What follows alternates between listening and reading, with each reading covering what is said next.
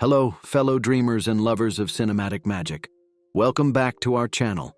Today we're stepping into the enchanting world of Midnight in Paris. Get ready to be transported through time and space as we explore the whimsical and romantic journey of Gil Pender in the City of Light. So, if you're ready to embark on this charming adventure, hit that subscribe button for more captivating film discussions and join us as we unravel the mysteries of love, nostalgia, and creativity in Woody Allen's masterpiece, Midnight in Paris. And now, let's begin this magical journey. In 2010, successful but disillusioned screenwriter Gil Pender and his fiancée Inez vacation in Paris with Inez's wealthy, Republican parents. Gil, struggling to finish his debut novel about a man who works in a nostalgia shop, finds himself drawn to the rich artistic history of Paris, especially the lost generation of the 1920s, and has ambitions to move there, which Inez dismisses. By chance, they meet Inez's friend Paul and his wife Carol, whom Inez invites to go sightseeing with them. Paul speaks with great authority but questionable accuracy on every subject they encounter, annoying Gil but impressing Inez. Intoxicated after a night of wine tasting, Gil decides to walk back to their hotel, while Inez goes with Paul and Carol by taxi.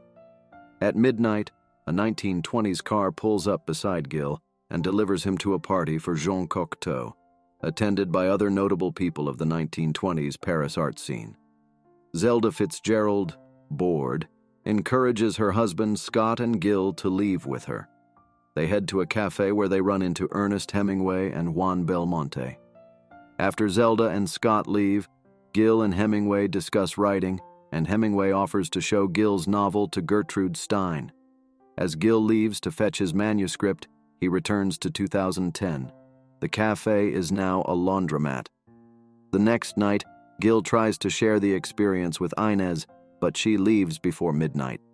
After returning to the 20s, Gil accompanies Hemingway to visit Gertrude Stein, where she is negatively critiquing Pablo Picasso's new painting of his lover, Adriana. Gil is instantly drawn to Adriana, a costume designer who has also had affairs with Amedeo Modigliani and Georges Braque. Stein reads aloud the first line of Gil's novel, praises it, and admits she has always had a longing for the past, especially the Belle Époque. Gil continues to time travel for the next couple of nights. Inez grows jaded with Paris and Gil's constant disappearing, while her father grows suspicious and hires a private detective to follow him. Adriana leaves Picasso and continues to bond with Gil, who is conflicted by his attraction to her. Gil explains his situation to Salvador Dalí, Man Ray, and Louis Buñuel.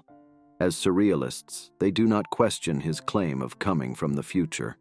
Gil later suggests the plot of The Exterminating Angel to Buñuel, which he doesn't understand. While Inez and her parents travel to Mont Saint-Michel, Gil meets Gabriel, an antique dealer and fellow admirer of the lost generation. He later finds Adriana's diary at a bookstall, which reveals that she was in love with Gil and dreamed of being gifted earrings by him before making love to him. He tries to steal a pair of Inez's earrings for her, but is thwarted by her early return to the hotel room. Gil buys earrings for Adriana and returns to the past. After he gives her the earrings, a horse-drawn carriage arrives, transporting them to the Belle Époque, an era Adriana considers Paris's golden age. Gil and Adriana go to the Moulin Rouge, where they meet Henri de Toulouse-Lautrec, Paul Gauguin, and Edgar Degas, whom all agree that Paris' best era was the Renaissance. Adriana is offered a job designing ballet costumes. Thrilled, she proposes to Gil that they stay, but Gil, observing the unhappiness of Adriana and the other artists, realizes that chasing nostalgia is fruitless because the present is always a little unsatisfying. Adriana decides to stay, and they part ways. Gil rewrites the first 2 chapters of his novel and retrieves his draft from Stein, who praises him but questions why the main character has not realized that his fiancée, based on Inez, is having an affair with a character based on Paul.